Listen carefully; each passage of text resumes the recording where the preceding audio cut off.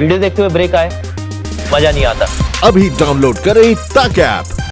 आप देख रहे हैं आज तक, मैं हूं आपके साथ नवजोत रंधावा।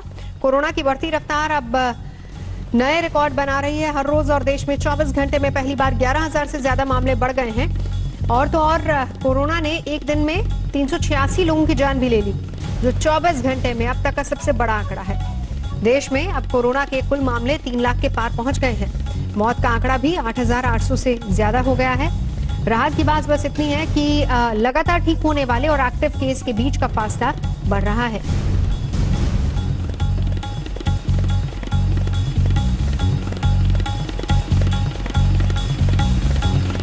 अठारह मई को 1 लाख केस थे, 2 जून को 2 लाख केस पहुंच गए और 12 जून को 3 लाख के पार पहुंच गया है आंकड़ा। तो देश में 3 लाख के पार कोरोना का आंकड़ा।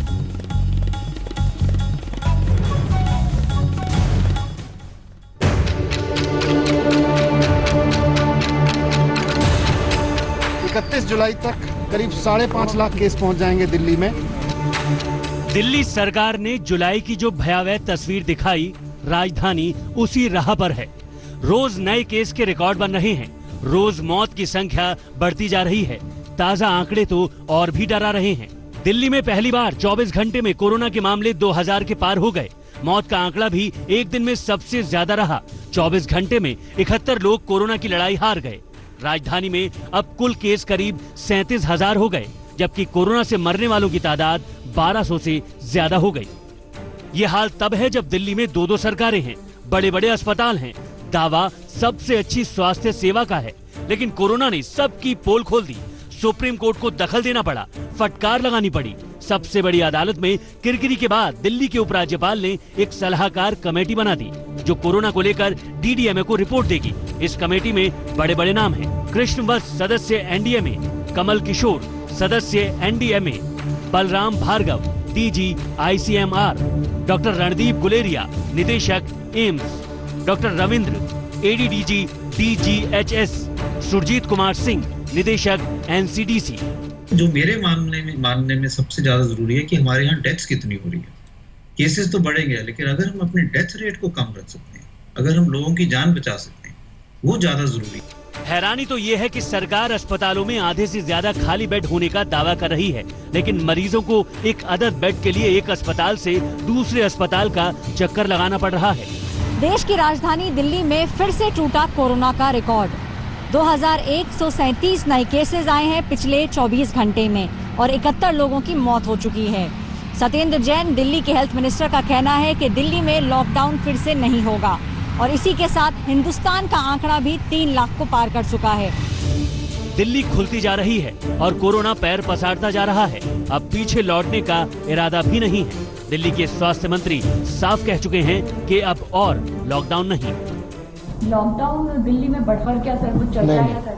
नहीं, लॉकडाउन बिल्कुल नहीं बढ़ा सकते। बाजार खुले हैं, लेकिन खरीदार सहमे हुए हैं। कोरोना का इस कदर दिलो दिमाग पर खौफ है कि दुकान खोलने वाले भी ग्राहकों की बाट जो रहे हैं।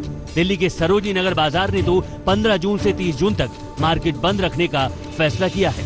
अगर हालात ठीक होते हैं तो हम ये आगे दुकानें खोलेंगे, पर ज़्यादातर हमारे जो मिनी मार्केट के दुकानदार हैं उन्होंने बोला कि 15 जून से 30 जून तक हम दुकानें अपनी बंद रखेंगे। बड़े अजीब हालात हैं। कोरोना के साथ जिंदगी आगे बढ़ रही है, लेकिन बेहद सहमी सहमी सी। दिल्ली के फुटबॉल ग्राउंड पर भी रौनक लौटी।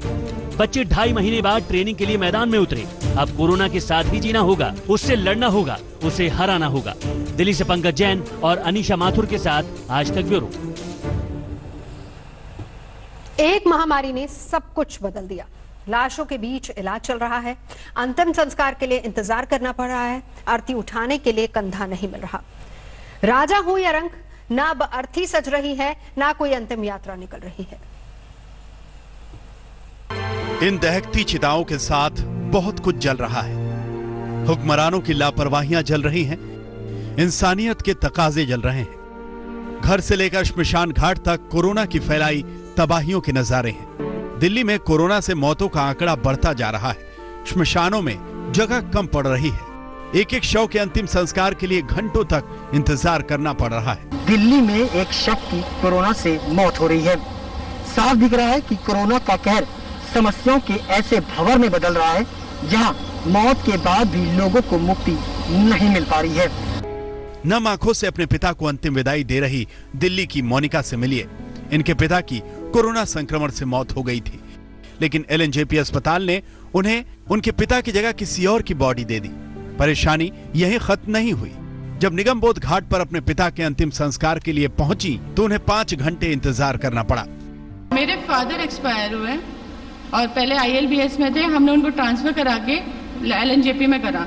LNJP में सर बिल्कुल केयर नहीं है। दिल्ली के निगम बोध घाट में शवदाह के लिए 100 प्लेटफॉर्म है, जिनमें से 48 कोरोना मरीजों के लिए रिजर्व है। लेकिन आलम यह है कि हर प्लेटफॉर्म पूरी तरह भरे हुए हैं। एक के बाद एक एम्बुलेंस में शवों को लाया जा रहा है।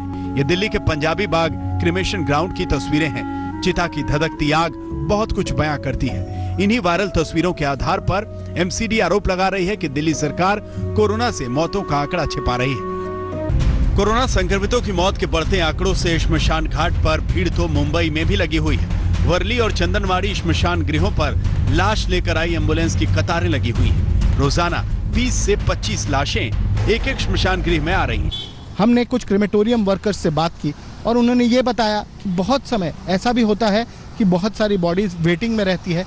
इसी वजह से उन्हें वुडन पायर, जो कि लकड़ी के तहत बॉडियों को जलाया जाता है, वहां पर भेजना पड़ता है। गुजरात में कोरोना संक्रमण के चलते मौतों का आंकड़ा बढ़ता जा रहा है। यही वजह है कि श्मशान घाट पर शवों के अंतिम संस्कार की क्षमता 2 गुनी करनी पड़ गई है। श्मशान घाट के नियम कायदे बदले गए हैं। तो आम तौर पर दिन में यहाँ पे 12 बॉडीज आया करती थी, उसकी जगह पर अब 25 से ज्यादा बॉडीज यहाँ पे आती है। इस संकट काल में जिसे कोरोना हुआ उसकी जिंदगी नर्क है, और कोरोना से मौत हुई तो अंतिम संस्कार भी दुश्वार। ना तो शव यात्रा निकलेगी, ना ही अंतिम स्नान होगा। किसने सोचा था कि अंतिम संस्कार के लिए भी श्मशान घाट पर कतारें लगेंगी। अहमदाबाद से गोपी घांगर, मुंबई से दिव्येश और सौरभ अक्तानिया के साथ सुशांत मेहरा, दिल्ली आज तक। रुकेंगे एक ब्रेक के लिए। खबरों का सिलसिला जारी है, देखते रहिए आज तक। आज देहरादून की इंडियन मिलिट्री एकेडमी में पासिंग आउट परेड हुई और इस दौरान अफसरों का हौसला बढ़ाने के लिए army chief general Manoj Mukund Naravane भी वहां पर मौजूद रहे। उन्होंने मीडिया से नेपाल और चीन पर बात की। कहा कि चीन से बातचीत चल रही है, बातचीत के जरिए हालात को काबू में करने में हम सक्षम हैं।